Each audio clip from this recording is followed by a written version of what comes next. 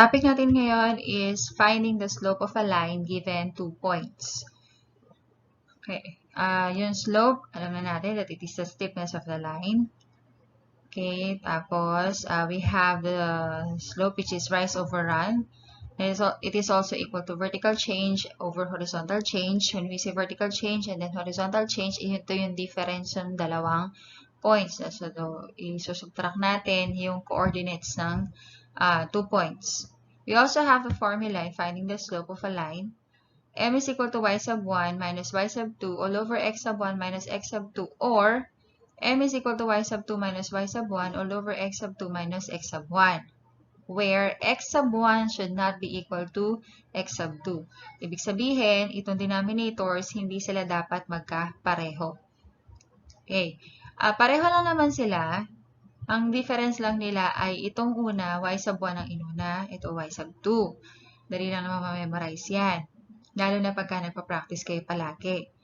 Ang tandaan nyo lang, kung y sub 1 yung inuna nyo, make sure na sa denominator, x sub 1 din ang uunahin ninyong ilagay kapag ka lalagay kayo na kayo ng values. Kasi kapag nagkaiba yan, for example, ang nilagay ninyo ay m is equal to y sub 1 minus y sub 2 all over x sub 2 minus x sub 1, magiging iba na yung inyong answer.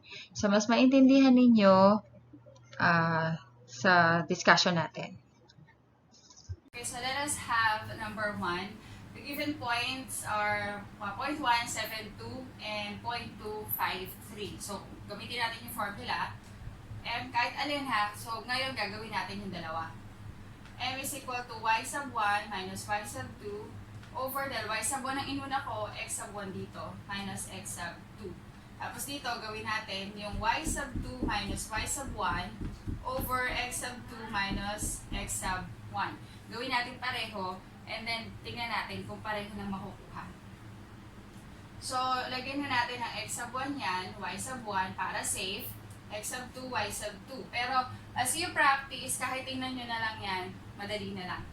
Okay, so so ang y sub 1 natin is 2, minus, the y sub 2 is negative, this is positive 3. Y sub 2 is positive 3. So, 2 minus 3 over x sub 1 natin is 7 minus, lagi natin lalagay agad yung minus ha. Kasi pag negative na yan, para mas, hindi tayo malito. So, 7 minus 5. Okay. Tapos, subtract na natin or gawin na natin yung operation. So, 2 minus 3 is negative 1 over 7 minus 5 is 2. Simplify, negative divided by positive is negative. So, the slope is negative 1/2. Next, we have, gawin natin yung isa, y sub 2 minus y sub 1 all over x sub 2 minus x sub 1. So, ang y sub 2 natin is 3 minus 2 over x sub 2 natin is 5 minus 7. So, 3 minus 2 is 1 over 5 minus 7 is negative 2. Then simplify, positive divided by negative is negative. So this is negative 1/2. So as you can see, pareho lang naman sila. So ibig sabihin, kahit alin dyan ang gamitin ninyo, kung saan kayo komportable, pwede. Pag pinlat natin yung points, yung point 1, yung given kanina, which is 7,2, and then yung point 2, which is 5,3, tapos ikinonect natin, ito yung kanyang line. So, may slope dyan. Titingnan natin kung ano yung slope. Kanina na-compute natin, it is a negative 1/2. Paano pa kinukuha yon? Remember that slope is equal to rise over run. So, ito yung rise. Tapos, ito yung run. Rise is vertical change. Run is horizontal change. Magpo-form ka ng right triangle dyan. So, mula doon sa point na yon, tapos, straight lang, vertical. Tapos, tapat noong isang point pa, horizontally, ayun ang ating right triangle. Imaginary right triangle. So, pag binilang mo, 1 unit ng rise, tapos mula dun sa hinintuan, papunta dun sa point na, point 1, 1, 2, 2 units of run. Kaya ang kanina natin is negative, 1/2. Kaya lang negative. Pansinin yung itsura ng graph. From left to right, the graph is decreasing. Nakuha natin slope is negative. Therefore, we can say that if the slope is negative, the trend of the graph is decreasing. Pag nakakuha kayo ng negative na slope, sigurado ang itsura ng graph ninyo is decreasing.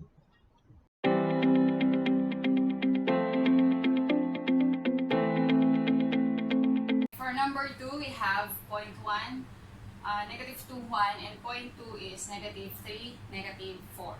So, same pa rin. Mamimili na lang tayo ng isa. Isa na lang. Kasi ganun lang din naman. So, the slope is y sub 1 minus y sub 2 over x sub 1 minus x sub 2. So, y sub 1, lagyan na natin dito. Para mas madali. Sabi ko kanina, as you practice, kahit tingnan nyo na lang yan, madali na, kaya na yan.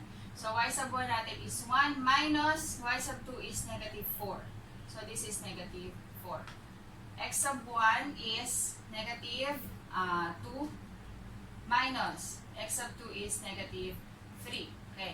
So, yung dati na-mention ko yata na pag kami magkatabi, nag-multiply kasi kayo dahil 1 minus negative, nagiging plus na yon.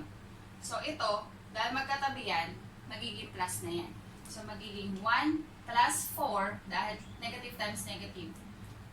And then, negative 2, negative, tapos negative dito. So, plus 3. And then, perform na yung operations. 1 plus 4 is 5 over negative 2 plus 3 is positive 1. Or, simply 5. Ibig sabihin yan, 5 units ng rise, and then 1 unit ng run. Pakita natin yung itsura ng graph. This is our point 1. We have negative 2 and 1. This is our point 2, negative 3 and 4. Okay, so pag pinlat natin yung points na example kanina. Kung mapapansin, from left to right, ano ang, saan papunta yung line? It is increasing. And our slope, nakuha natin na slope is positive, 5. So we can say that if the slope is positive, the trend of the graph is increasing.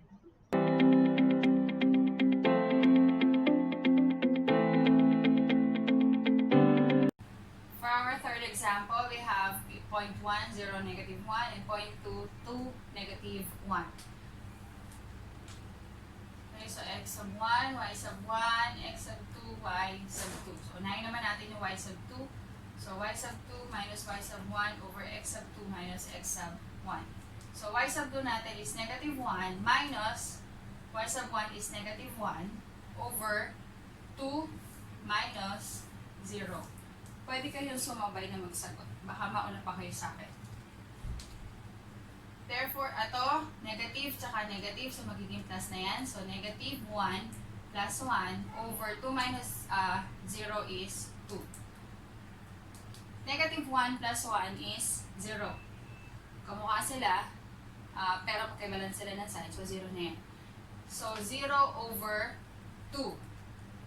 So, 0 divided by 2 is 0. Therefore, the slope is 0. So, dun sa next given, pag pinlat natin yung points, ito yung 0, negative 1, ito yung ating 2, negative 1. Ano yung itsura ng graph? So, the graph is horizontal. Yung line natin is horizontal. Yung nakuha natin na slope kanina is 0. Therefore, if the slope is 0, the trend of the graph is horizontal.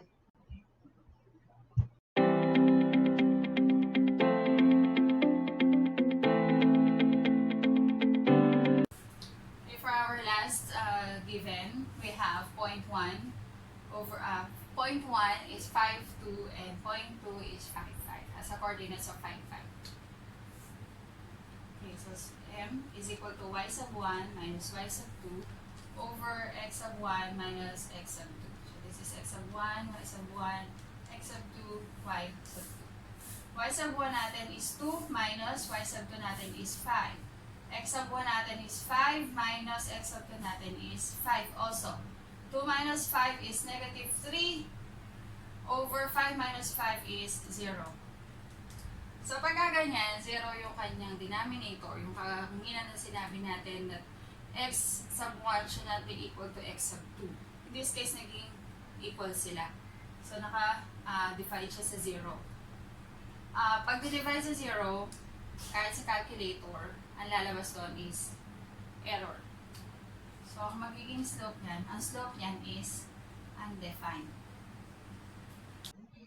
Okay.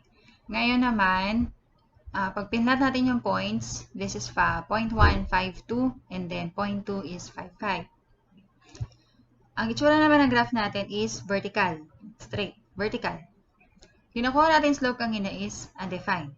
So, pwede na natin sabihin that if the slope is undefined, the graph or the trend of the graph is vertical.